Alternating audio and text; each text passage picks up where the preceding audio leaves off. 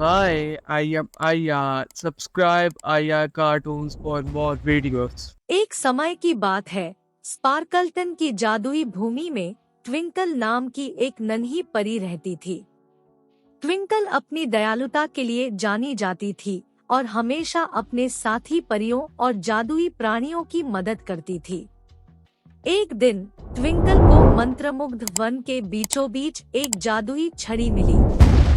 छड़ी में इच्छाएं पूरी करने की शक्ति थी।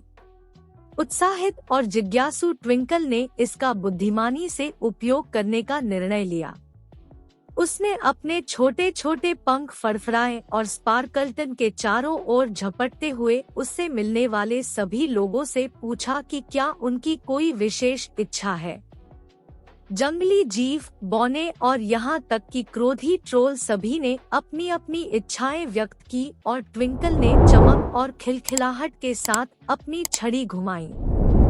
लेकिन जैसे ही इच्छाएं पूरी हुई, कुछ अप्रत्याशित हुआ। स्पार्कलटन का जादुई संतुलन डगमगाने लगा।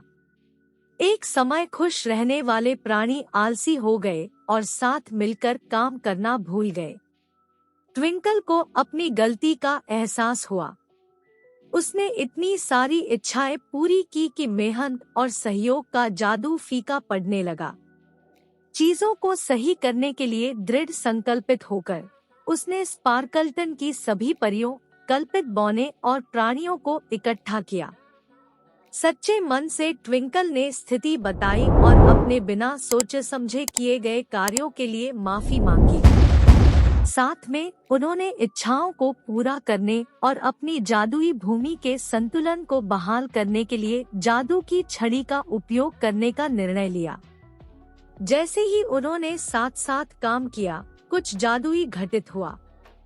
जितना अधिक उन्होंने सहयोग किया और एक दूसरे की मदद की, जादू उतना ही मजबूत होता गया।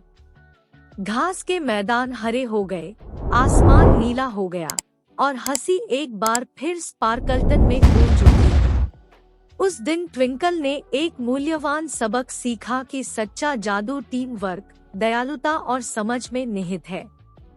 तब से वह स्पार्कलटन की आकर्षक भूमि में सहयोग और एक साथ काम करने के जादू का संदेश फैलाने वाली हार्मनी की परी बन गई। और उसके बाद वे सभी खुशी से रहे। समाप्त।